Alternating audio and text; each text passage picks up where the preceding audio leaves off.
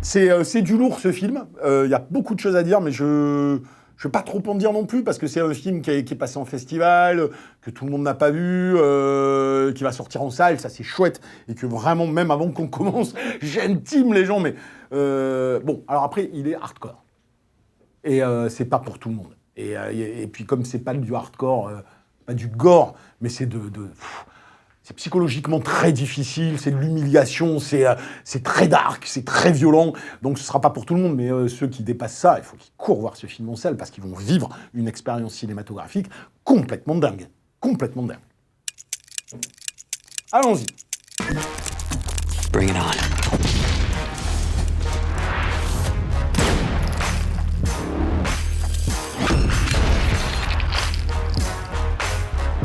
Don't fuck with me. Salut, c'est Yannick Dahan, et aujourd'hui, je ne sais même plus si je vais trouver les mots, j'en suis tout chamboulé, tout ému, presque décontenancé, parce qu'aussi incroyable que ça puisse paraître, nous allons parler de cinéma. De cinéma, pas de contenu, pas de pub, pas de franchisation, pas d'enfilage de perles, pas de suivisme, pas de médiocrité, pas d'analphabétisme, non, de cinéma. De véritable mise en scène, de découpage, de points de vue assumés, d'allégories et de symboles, d'évocation et de virtuosité signifiante, d'interprétation habitée, comme de transgression au désormais vindicatif cercle de la raison, qui n'est, comme chacun sait, que la vitrine propagandiste de l'autocratie. J'aime beaucoup mes petites phrases que je balance comme ça, ça me fait rire. Du cinéma qui éblouit, qui choque, qui interpelle, qui interroge, qui fascine et qui surtout fissure avec intelligence tout ce qui façonne les absolus et les doxas, les dogmes et la morale en un tourbillon vertigineux qui autopsie par l'image plus que par les mots un monde qui orchestre son suicide et se résigne à sa propre fin. Vous l'aurez compris, je parle bien sûr du déjà célèbre Limbo de Tsui Chang, faux polar mais pure allégorie civilisationnelle, tourné en 2021, violemment censuré en Chine, et on comprend pourquoi, qui débarque enfin en salle après plusieurs prix en festival. Une œuvre extrême, dont l'ultraviolence est plus philosophique encore que visuelle, et qui avait pourtant tout en apparence pour gagner le pompon d'une vision dandy-faisandée du cinéma. Noir et blanc sublime et mise en scène picturale au service d'un polar qui transcenderait ses codes par une radiographie nihiliste des bas-fonds hongkongais, ça puait un peu l'auteurisme concerné sous couvert de poses autosatisfaites dont une certaine frange du cinéma chinois s'est fait une spécialité et qui ne trouve grâce qu'aux yeux des festivals européens dont l'appétence pour l'exotisme conforme à ses indignations les discrédite d'entrée. Sauf que Tsui Chang, s'il a pu se regarder filmer sur son intéressant Dog Bite Dog, n'est pas un connard à frange rebelle, et s'il expérimente sur ses œuvres plus personnelles, n'a pas non plus de souci à rentrer dans le moule Johnito ou à servir la soupe à de la franchise dégueulasse comme Monkey King quand il faut. Bref, un mec à ne pas ranger dans une case qui se pose davantage en artisan capable de fulgurance et qui, quand le scénario est à la mesure de ses ambitions visuelles, peut comme ici se transcender et atteindre une maîtrise de son sujet à laquelle peu de cinéastes parviennent. 琴日發現嘅斷手證實咗係女性，左手，同2個禮拜前嗰單嘢一模一樣。又係得隻左手。以後佢就跟你，你多啲喺佢身上偷師啊！唔係嗰陣出嚟，垃圾味都要分類。張伯達都唔喺度執嘅。 我出嚟幾耐？大概幾個星期啦。我講句對唔住，你講句原諒好唔好？夠啦嘛？到我揾俾你㗎。好就嚟講，我哋可以想辦法啦。而家仲有咩辦法？ Posons le cadre, c'est tout simple, hein. C'est vraiment un film qui se passe à 90% dans les poubelles et les bidonvilles de Hong Kong, même si Hong Kong n'est jamais cité. D'ailleurs, c'est important parce que ce n'est pas un film sur Hong Kong, c'est un film sur nos civilisations modernes. Ça pourrait être une ville des États-Unis, une mégalopole de tel autre pays. On s'en fout. C'est l'idée de la mégalopole progressiste, technologique qui se prend pour Icare. On est dans cet univers-là avec...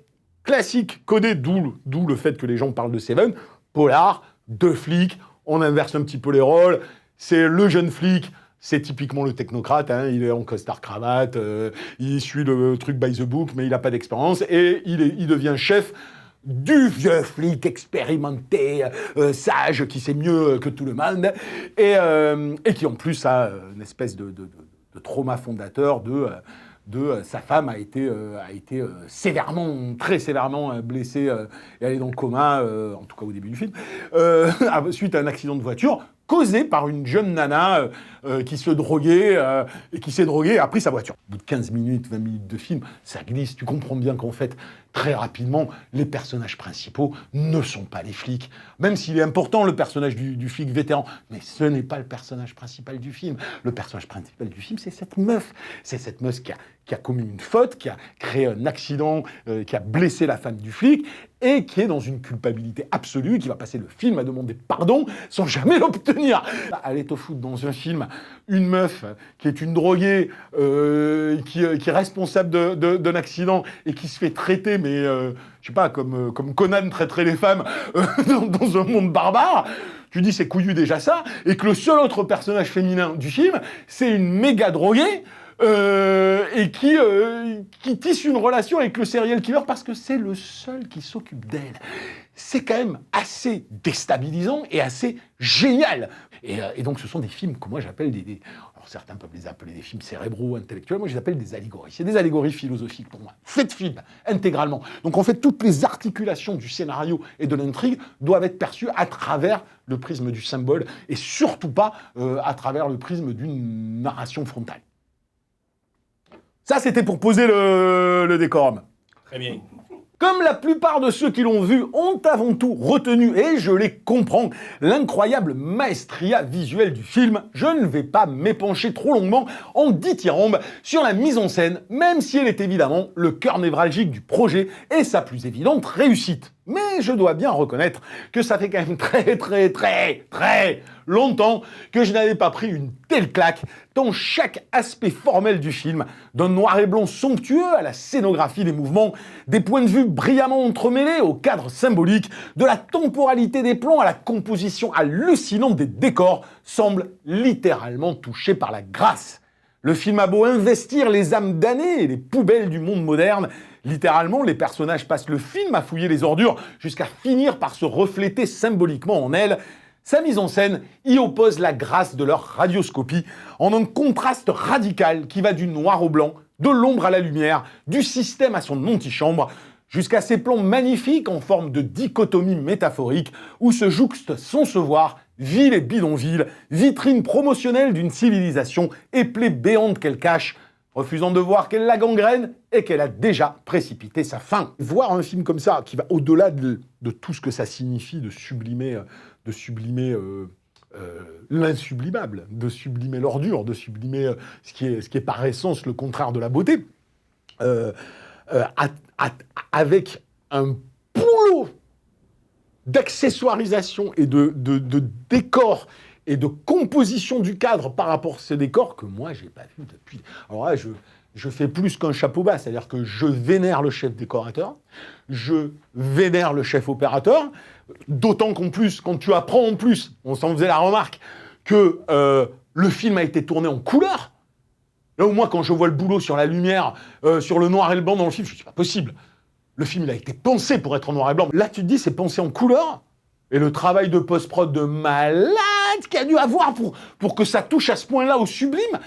Et les décors, moi, je m'en remets toujours pas. C'est-à-dire, et puis, non seulement je m'en remets pas, et puis ça ne débonde pas du premier au dernier plan. C'est-à-dire, il n'y a pas un plan de la ville, un plan des poubelles, un plan des personnages qui soit raté du début jusqu'à la fin.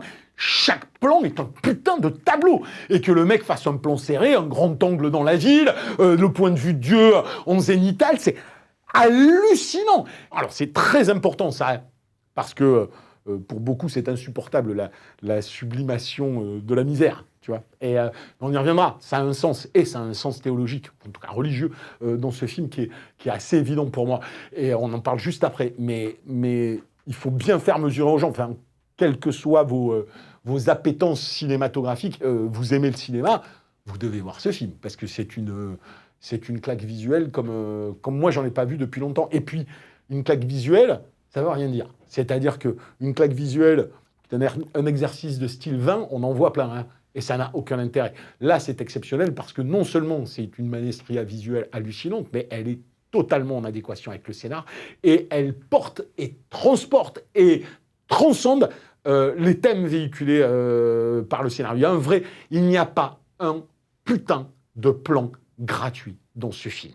Et si j'emploie le mot grâce dans le sens où la mise en scène de Soi Chang touche à une certaine grâce, ce n'est pas un hasard. D'abord parce qu'une telle grâce ne saurait être atteinte sans une complémentarité totale entre le fond et la forme, et parce que dans son sens religieux cette fois, à savoir le secours que Dieu accorderait aux hommes pour leur salut, la grâce est convoquée intrinsèquement par ce scénario très christique où une femme qui a commis une faute originelle, suivez mon regard, vit sa passion à elle en un déferlement de violence expiatoire qui est le vrai sujet du film. La grâce comme seul espoir qui reste à une humanité qui ne veut pas admettre qu'il est trop tard pour quémander un quelconque pardon.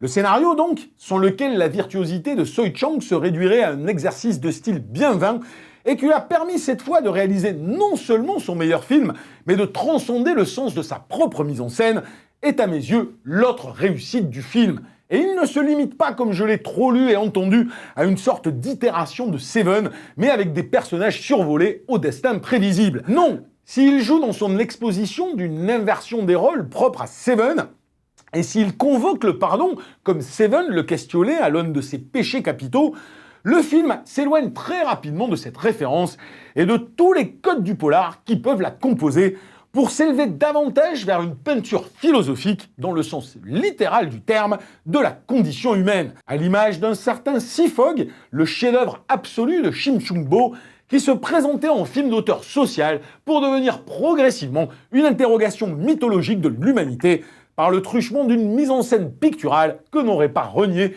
Goya ou le Caravage. Ici, Seven s'oublie vite. Seven s'oublie vite. Ça me fait marrer à dire. Seven.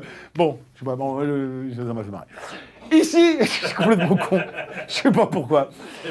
Seven s'oublie vite. Seven ne s'oublie pas vite, mais là, ici.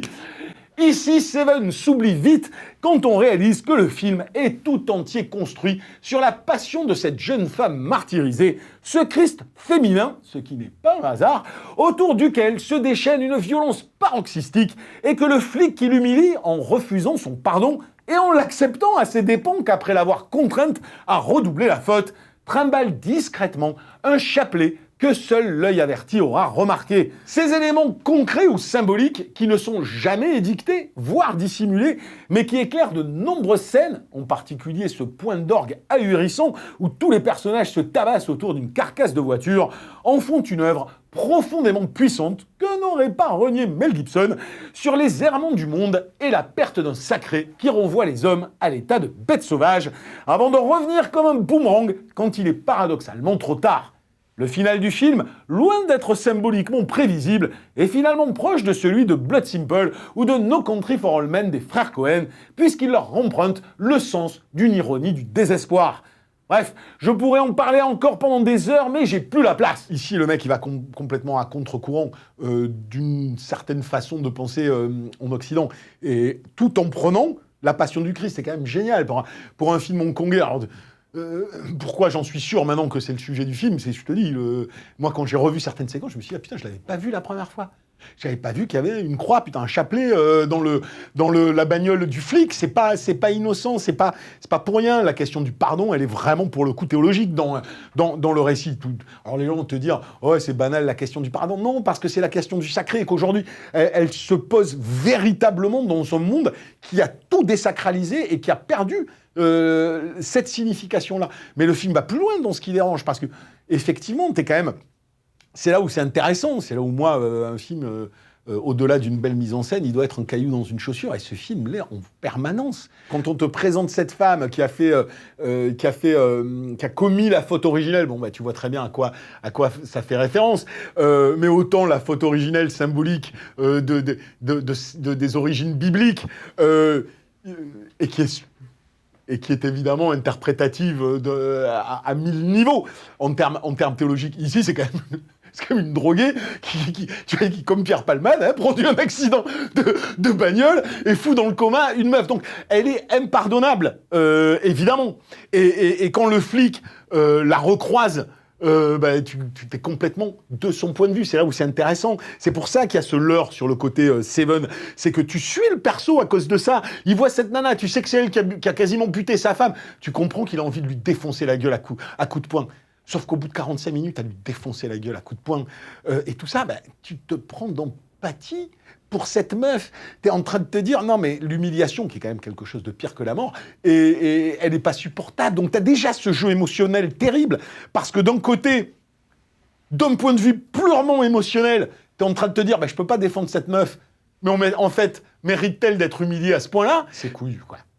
Je vous invite donc vraiment à courir voir Limbo, même si certaines âmes sensibles risquent parfois de défaillir, parce qu'au-delà de sa seule intrigue, qui j'espère l'avoir bien expliqué, n'est qu'un prétexte en forme de moelle épinière, voire même au-delà de sa mise en scène que je considère tout simplement admirable, il y a un récit profondément hiératique, à la fois mélancolique, désenchanté, mais néanmoins percé par une lueur d'espoir, qui en dit long sur ce que nous avons perdu, sur ce que nous sommes devenus, et sur ce que nous espérons encore. À l'heure où l'on confond sciemment croyance et religion, dogme et sens du sacré, justice et loi du talion, ça fait un bien fou de voir un film enfin questionner le pardon quand le monde, lui, ne pardonne plus. C'est marrant et c'est couillu, c'est déstabilisant, ça peut être choquant, ça peut être contraire à ta morale sur certains aspects, le film.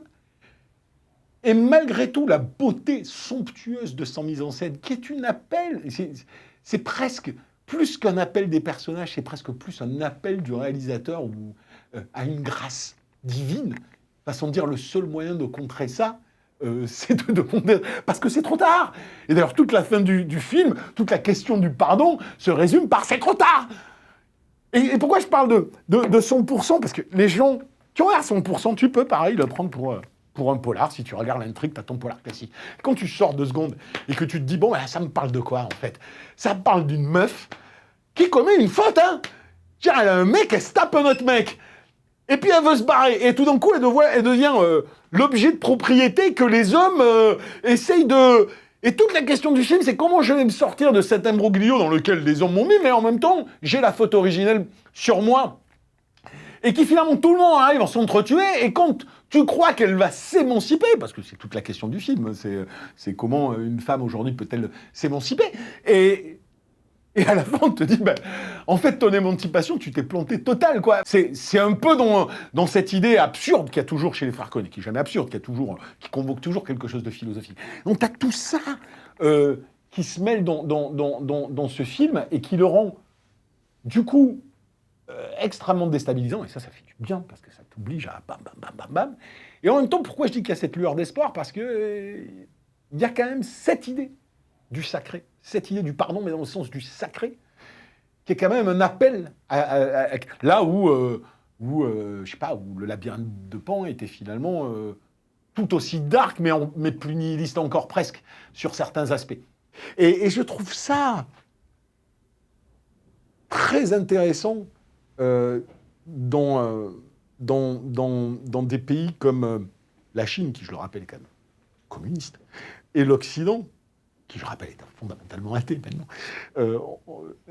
La mort de Dieu n'est pas définitive.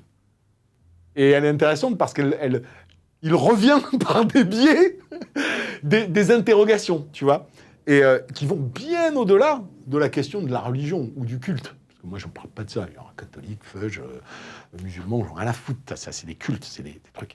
Mais la question de la croyance, la question de la spiritualité, la question du sacré, elle dépasse la question institutionnelle de la religion. Et que les gens ressentent une perte totale du sacré. Alors c'est d'autant plus... Moi, je trouve ça d'autant plus drôle aujourd'hui. Enfin, drôle. Non, pas drôle, mais...